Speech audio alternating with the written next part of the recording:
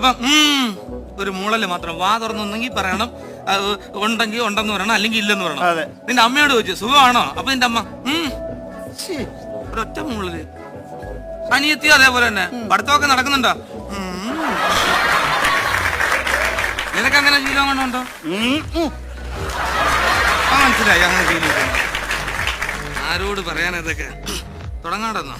കണക്കായി പോയി അങ്ങനെ തന്നെ വേണം. എന്തോ ചെയ്യടാ? മന്ത്രിയുടെ വീട്ടിൽ കള്ളൻ കയറി. വന്നിപ്പോ കള്ളന്മാർക്കും വർഗസ്നേഹവും ഇല്ലാതായല്ലോ.